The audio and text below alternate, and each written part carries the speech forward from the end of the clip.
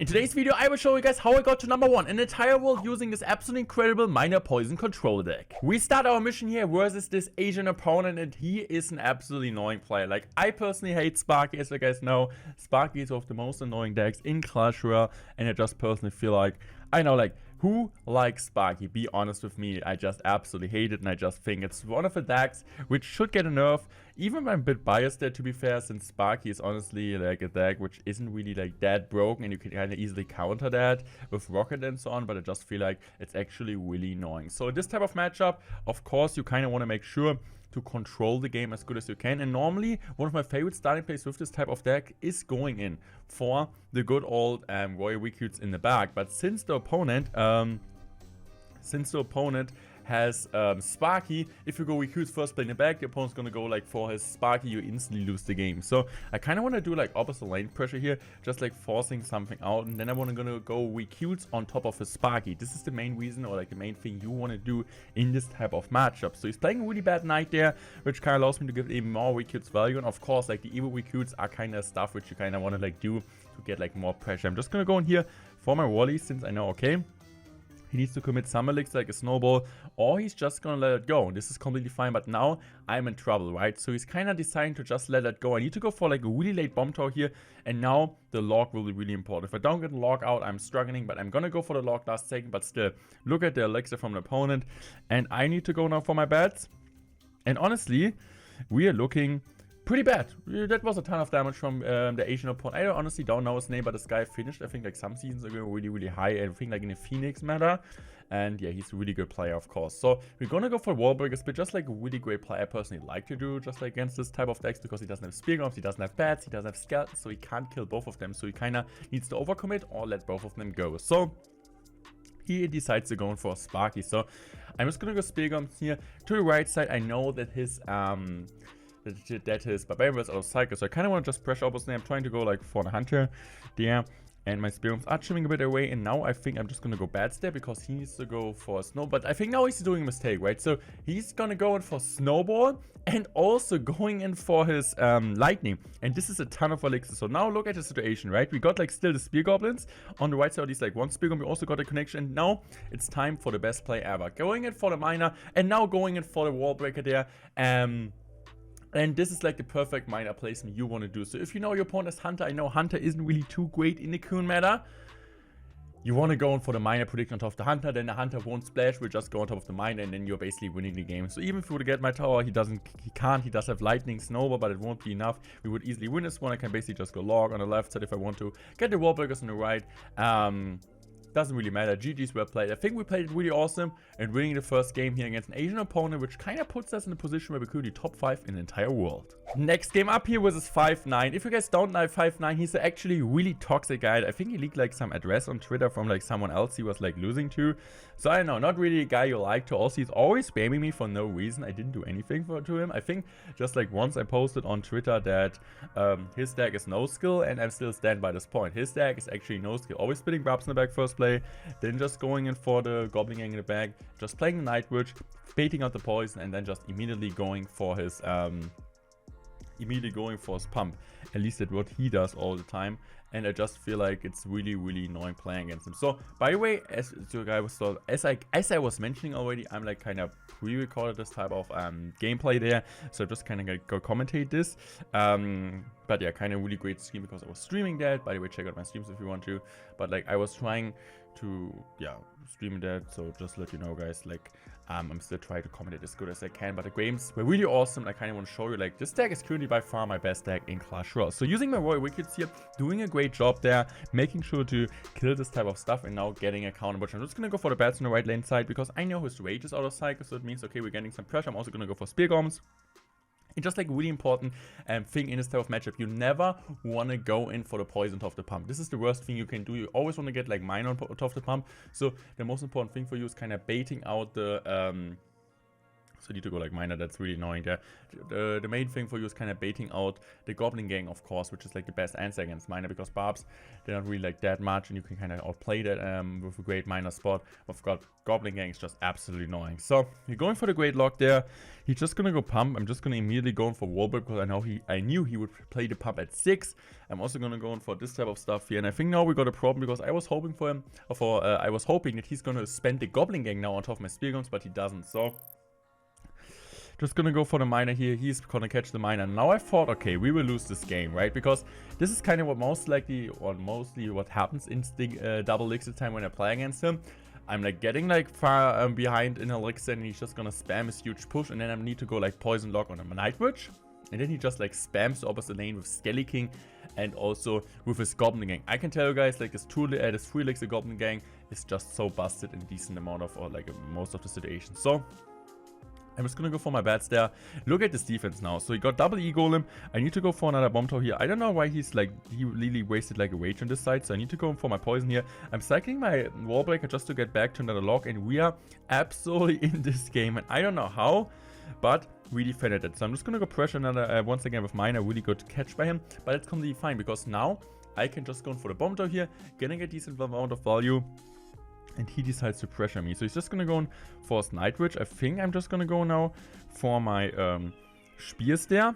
And now I'm just going to go most likely, yeah, for Royal Recruits high. And the Royal Recruits are honestly doing a really solid job. Just like killing everything.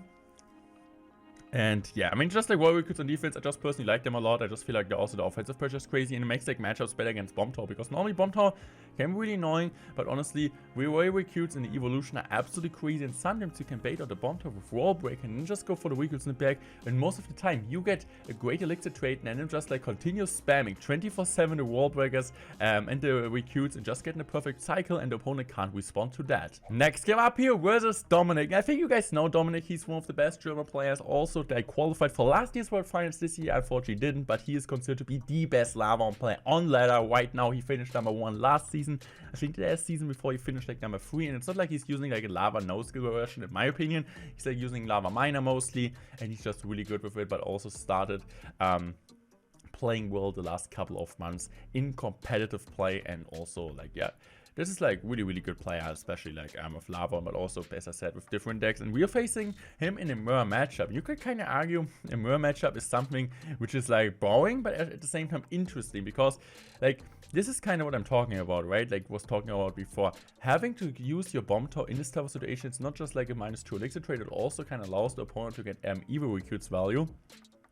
And this is pretty bad. The good thing is now for me, since it's single elixir time, he can't really punish me that much. And also at the same time, which is great about that is, yeah, by the way, this is really good recruits play, really good wall breaker placement, because this means I'm gonna play my recruits later, right? Sometimes it's not even that bad to be in elixir disadvantage, because now we're playing the recruits in my side and defending in my side, so my towers are actually helping. Also, what you kind of want to keep in mind is like bats can be really crazy when you guys don't have Spear Goblins and cycle behind the Royal Recruits, but also what I kind of love to do, just like this minor poison value, right? You can't really defend. You can't really defend in this type of situation.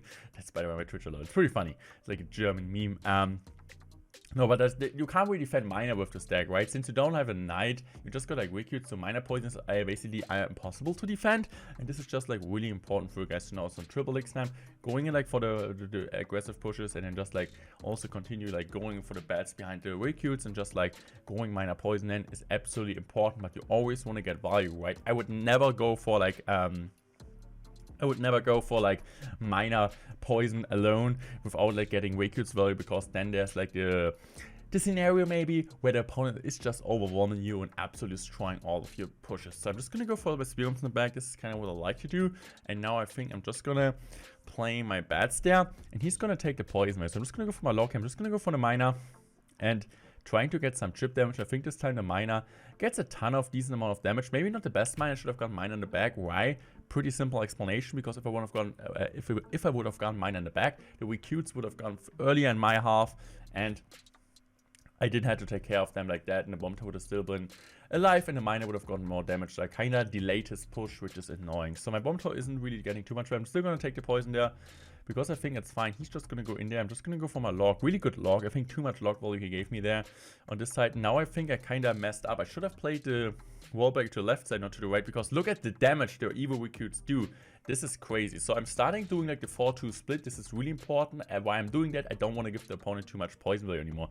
So really annoying that I also need to commit spear bomb. So the game isn't really going in my way, right? So like just like a ton of, I would say like stuff which isn't doing too well. He just goes to naked minor poison. I'm also gonna go minor poison there, but we get at least like the recruits value. So he's just gonna go naked minor poison, which is okay of course, but he also needs to spend a ton of elixir. Look at my bats connecting here, so we're kind of getting back into this game. I'm just gonna go bomb tower here, like kind of pre-placing a bomb tower, because I kind of thought, okay, maybe it's just gonna go wall breaker. He didn't, so we kind of wasted that. But I always want to go like for wall breakers in this time. He goes like for something else. Now he's doing a huge miss up. I don't know why he decided to go for this log, because he of course was really greedy for this tower damage. But I think he was way too greedy, because the right tower for me has 3k HP anyway. He would never take this now in the last couple of minutes. So why he's not just going for the safe log on defense, not taking it or not getting a tower damage and just chill and relax. So this is fine though. Our mine is completely on town. I just need one more poison. Just need to defend this. I'm just going to go for Spear Gum slow to make sure log isn't in reach. And just like the Spear Guns player got this match is absolutely crazy. And I think even without this mistake, I was in a cycle to just pressure world. And with this game, we're number 2 in the entire world. Getting game here versus Pepsi, and this guy's a Lavahound player. And you guys might wonder how to beat Lavahound. I personally think this matchup isn't too bad because you can play really aggressive. Most Lavahound decks don't really have too much on the ground. So I love going in for recruits aggressive, but not yet. I'm just going to go for my normal recruits in the back. His scatterings are out, which is one of the best answers against me. And this is completely fine, right? So we got the push there on both sides. I think now I'm just going to split Spear Gums. I'm like just continue splitting my stuff. And I think right now I'm just going to go log the right side here to help the recruits maybe breaking through.